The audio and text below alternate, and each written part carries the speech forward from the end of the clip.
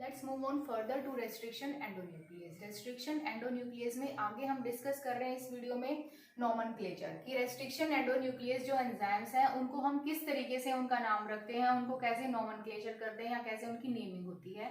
और सबसे इंपॉर्टेंट जो पॉइंट है दैट इज रिकॉग्निशन साइट और रेस्ट्रिक्शन साइट जो क्या होती हैं वो हम डिस्कस करेंगे। अगर नोमेनक्लेचर की बात करते हैं तो जो रेस्ट्रिक्शन एंडोन्यूक्लियस हैं उनकी जो नेमिंग होती है, नाम रखा जाता है that is after the bacterium from which it is isolated. They are named after the bacterium from where the restriction enzyme is isolated. Restriction enzyme जहां से आइसोलेट होता है उसी बैक्टीरियम के नाम के पीछे जो है उसका नाम रखा जाता है। कैसे? सपोज हमारे पास ये एंजाइम है इको R1 एंजाइम है, एक रेस्ट्रिक्शन एंजाइम है, तो इसको इको R1 क्यों कहा गया है तो हम डिटेल में देखते हैं। E stands for Escherichia, this is the genus of bacterium, ये बैक्टीरियम का जीनस है Escherichia. Now CO stands for coli, coli is the species, specific species. R stands for RY13, जो स्ट्रेन जो इन्होंने लैब में या जो स्ट्रेन जिस स्ट्रेन से ये प्रोड्यूस हुआ था वो स्ट्रेन होता है। And 1 it identify the order of identification in bacterium, इसी बैक्टीरियम में और भी रेस्ट्रिक्शन एंजाइम जो है वो आए होंगे, लेकिन जो इको R1 था वो ऑर्डर ऑफ आइडेंटिफिकेशन में फर्स्ट था, इसलिए इसको 1 बोला गया है। इको R5 भी है, इको R1 भी है, तो 1 का मतलब क्या है कि ये वाला एंजाइम सबसे पहले आइडेंटिफाई हुआ है। तो E स्टैंड फॉर जीनस, जो ये स्मॉल लेटर से है इसको हम स्पीशीज बोलते हैं, ये स्ट्रेन होता है, और ये क्या है उसका order of identification in the same bacterium.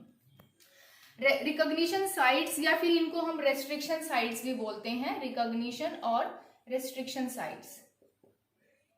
जो हम रेस्ट्रिक्शन एंडोन्यूक्लियस स्टडी कर रहे हैं, हमें पता है कि जो रेस्ट्रिक्शन एंजाइम है वो डीएनए के किसी स्पेसिफिक सीक्वेंस पर कट करता है, द स्पेसिफिक न्यूक्लियोटाइड सीक्वेंस। तो रेस्ट्रिक्शन साइट होती क्या है, वो कुछ स्पेसिफिक न्यूक्लियोटाइड सीक्वेंस होता है 4 से 8 बेस पेयर का, that is generally palindromic sequences, ज्यादातर वो पैलिंड्रोमिक सीक्वेंसेस होते हैं। अब पैलिंड्रोमिक सीक्वेंसेस का मतलब क्या है, वो बेस सीक्वेंसेस जिनको हम चाहे आगे की तरफ से पढ़ें या पीछे की तरफ से पढ़ें, बैकवर्ड और फॉरवर्ड, वो एक ही तरीके से उनको हम रीड कर पाए, उनको हम क्या बोलते हैं, पैलिंड्रोमिक सीक्वेंसेस बोलते हैं। कोई भी न्यूक्लियोटाइड जो रेस्ट्रिक्शन साइट है ज्यादातर 4 से 8 बेस पेयर न्यूक्लियोटाइड की होती है। तो सपोज करो अगर 4 बेस पेयर की कोई रेस्ट्रिक्शन साइट जो है उसके अंदर 4 बेस पेयर प्रेजेंट है, तो कैसे पता लगेगा किसी पर्टिकुलर जीनोम के अंदर ये वाली रेस्ट्रिक्शन साइट कितनी बारी आई।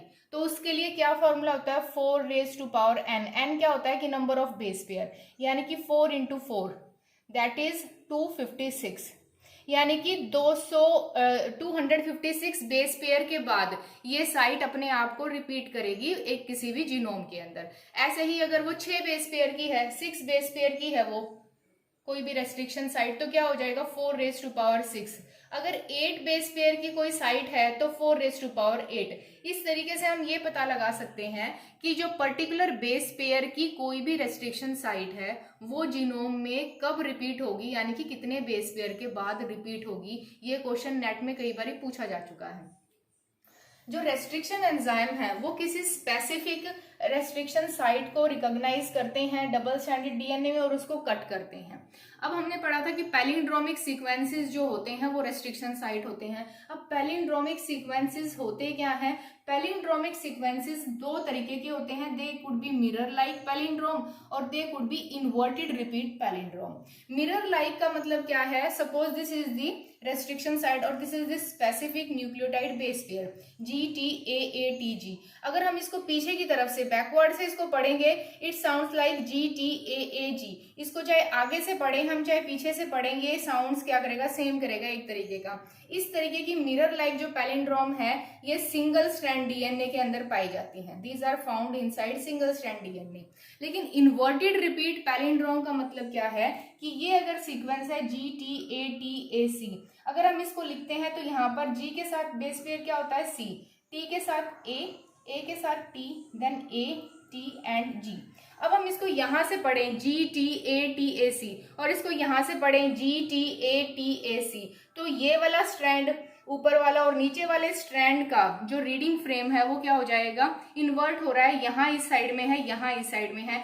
इन तरीके के रिकॉग्निशन साइट्स को हम बोलते हैं इन्वर्टेड रिपीट पैलिंड्रोम, और ये ज्यादातर फाउंड होते हैं डबल स्ट्रैंडेड डीएनए में, और ये सबसे ज्यादा क्या होते हैं, inverted repeat, these are the most common in DNA, ज्यादातर यही पाई जाती हैं, एंड दीज आर इंपॉर्टेंट, यही इंपॉर्टेंट होती है ज्यादातर डीएनए क्लोनिंग में और रिकम्बिनेंट डीएनए टेक्नोलॉजी में।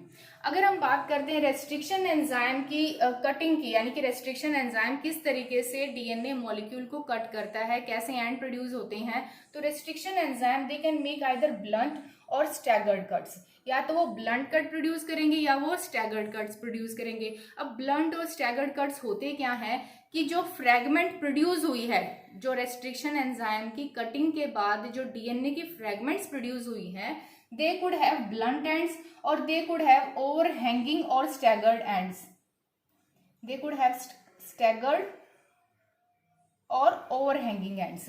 अब देखो ब्लंट एंड्स का मतलब क्या है कि हमारे पास जो है ये एक एंजाइम है SMA1 और EcoR5। अगर हम एक इसकी जो रेस्ट्रिक्शन साइट है वो ये है, EcoR1 का एग्जांपल लें, the restriction site is GATATC। ये इस रेस्ट्रिक्शन साइट को जो है अगर डीएनए के अंदर ये रेस्ट्रिक्शन साइट है तो EcoR5 जो है इसको कट करेगा। अब देखो जो ये कट करता है ये क्या है कि जो कटिंग का पॉइंट है ऊपर वाला और नीचे वाले स्ट्रैंड में वो क्या है, वो सेम है, axis of symmetry, it falls, जो क्लीवेज है वो फॉल कर रही है on the axis of symmetry, यहाँ पर कट कर रहा है, एक ही एक्सिस पर कट कर रहा है, तो जो एंड्स प्रोड्यूस होंगे वो क्या होंगे, GAT इधर से, ATC इधर से, तो यानी कि जो एंड्स हैं वो ब्लंट हैं। ब्लंट मतलब यहाँ पर कोई स्पेस नहीं है, इस तरीके से कोई हैंगिंग नहीं है, ब्लंट है बिल्कुल। लेकिन अगर हम ओवर हैंगिंग और स्टैगर्ड कट्स की बात करते हैं तो इसमें एग्जांपल है EcoR1। EcoR1 जो एंजाइम है वो क्या करेगा, टाइप 2 एंडोन्यूक्लियस है। EcoR1 की जो स्पेसिफिक रिकॉग्निशन साइट जिसको ये रिकॉग्नाइज करता है दैट इज GAATTC, इसको ये रिकॉग्नाइज करता है। अब इसका जो कटिंग पॉइंट है दैट इज हेयर, वो यहाँ होता है इस वाले स्ट्रैंड में और वो यहाँ होता है इस वाले स्ट्रैंड में, यानी कि इसका जो क्लीवेज पॉइंट है here and here, they do not lie on the same axis of symmetry. Axis of symmetry दोनों केसेस में, दोनों वाले पॉइंट्स में डीएनए स्ट्रैंड्स में क्या है, डिफरेंट। तो जब कटिंग के बाद जो हमें एंड्स मिलेंगे, जो फ्रेगमेंट्स मिलेंगी वो इस तरीके से मिलेंगी, यहाँ कट किया है तो G बना, नीचे वाला जो पॉइंट है यहाँ तक ये वाला, ऊपर जो ये वाला अगर यहाँ से कट हुआ तो हमें ये मिला, अगर यहाँ से कट हुआ तो हमें क्या मिलेगा, AATTC ऊपर वाला और नीचे G। यानी कि इस वाले केस में क्या है कि जो 5 prime, this is 5 prime and this is 5 prime, 5 prime end पर क्या है, स्पेस है, ये स्पेस है, तो these are known as 5 prime overhangs. यहाँ पर 5 प्राइम पर स्पेस है। अगर ऐसा होता कि 3 प्राइम पोजीशन जो खाली होती तो उसको हम बोलते 3 प्राइम ओवरहैंग्स। तो जो रेस्ट्रिक्शन एंडोन्यूक्लियसेस हैं वो दो तरीके से कटिंग करते हैं, या तो वो ब्लंटली कट करेंगे यानी कि ब्लंट एंड्स प्रोड्यूस करेंगे, या फिर वो कटिंग के बाद ओवरहैंग्स प्रोड्यूस करेंगे, या तो वो 5 प्राइम ओवरहैंग्स होंगे या फिर वो 3 प्राइम ओवरहैंग्स होंगे। जो PST1 जो एंजाइम है वो 3 प्राइम ओवरहैंग्स प्रोड्यूस करता है, 3 prime overhangs, PST1 restriction endonuclease. तो EcoR1 एग्जांपल है 5 प्राइम का, PST1 restriction endonuclease enzyme example है 5 प्राइम ओवरहैंग्स का। इसके अलावा जो और रेस्ट्रिक्शन एंडोन्यूक्लियस में है कुछ टर्म्स होती हैं, आइसोस्काइजोमर्स, नियोस्काइजोमर्स एंड आइसोकोडोमर्स। तो आइसोस्काइजोमर्स में क्या होगा कि इसमें वो रेस्ट्रिक्शन एंजाइम फॉल करते हैं जो कि सेम रेस्ट्रिक्शन साइट को रिकॉग्नाइज करते हैं और सेम तरीके के एंड्स प्रोड्यूस करते हैं। जैसे कि ये रेस्ट्रिक्शन साइट है CGTACG, इस तरीके ये जो सिंबल है दैट इज स्लैश, ये सिंबल हम यूज करते हैं उस पॉइंट के लिए जहां पर रेस्ट्रिक्शन एंजाइम कट करेगा। तो ये सिंबल होता है, this is this symbol, this is this symbol. तो जहां पर भी ये होगा इसका मतलब क्या है कि रेस्ट्रिक्शन साइट में अगर इस तरीके से स्लैश है then that is the cleavage point, symbol for cleavage point. जहां पर रेस्ट्रिक्शन एंडोन्यूक्लियस कट करेगा तो उस पॉइंट के लिए जो स्लैश है ये सिंबल होता है, it is the symbol for the cut.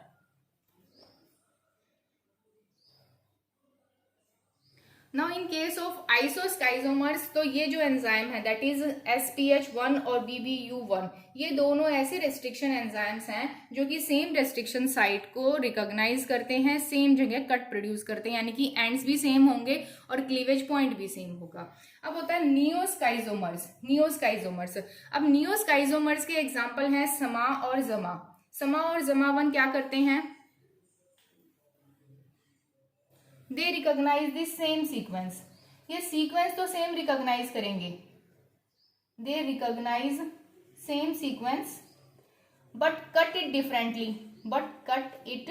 Differently, उसको कट डिफरेंटली करेंगे, यानी कि अलग अलग पॉइंट पर कट करेंगे। जैसे कि ये हमारे पास रेस्ट्रिक्शन जो है साइट है GGGCCC, तो जो अगर समा1 है वो कट करता है G के बाद, और जमा1 जो कट करता है वो फर्स्ट G के बाद। यहाँ पर इसकी रेस्ट्रिक्शन जो क्लीवेज पॉइंट है it is here and it is here. तो रेस्ट्रिक्शन साइट दोनों केसेस में क्या थी? सेम।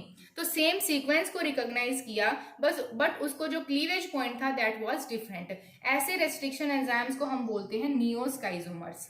अब आती है term isocaudomers. Isocaudomers they are the restriction enzyme that recognise different sequences, यानी कि जो इनका सीक्वेंस है वो तो डिफरेंट होता है, कट भी दूसरी जगह करेंगे बट क्या करेंगे? सेम एंड्स प्रोड्यूस करेंगे, सेम एंड्स एक जैसे होंगे, यानी कि जो रिजल्ट होगा हमें मिलेगा। जैसे कि Sau3A या BAM-H1 जो रेस्ट्रिक्शन एंजाइम है ये कैसे एंड प्रोड्यूस करते हैं? 5' GATC 3'। ये वाला एंड जो है या ये हमें फ्रेगमेंट प्रोड्यूस होगी after cutting by these two restriction enzymes. तो ये इंपॉर्टेंट टर्म्स है NET of point of view से। तो नेट का जो एग्जाम होता है या फिर जो हमारा गेट का एग्जाम होता है उस पॉइंट ऑफ व्यू से ये जो लेक्चर है बहुत इंपॉर्टेंट होता है। ये वाला क्वेश्चन कई बार पूछा जा चुका है कि भाई कितने बेस पेयर जो है के बाद ये सीक्वेंस आएगा अगर हमारे पर्टिकुलर रेस्ट्रिक्शन जो साइट है उसके अंदर इतने बेस पेयर हैं। या फिर इस तरीके से क्वेश्चन पूछा जाता है कि ब्लंट एंड या 5' या 3' एंड कौन से होते हैं। इनमें से क्वेश्चन पूछा जाता है कि इन तीनों टर्म्स जो हैं ये तीनों टर्म्स होती क्या है या फिर कौन कौन से एग्जाम्पल हैं। तो ये जो है ये सारा रेस्ट्रिक्शन साइट्स के बारे में था, रिकॉग्निशन साइट्स के बारे में था। नेक्स्ट लेक्चर में जो हम डिस्कस करेंगे वो डिस्कस करेंगे types of restriction endonuclease and their applications.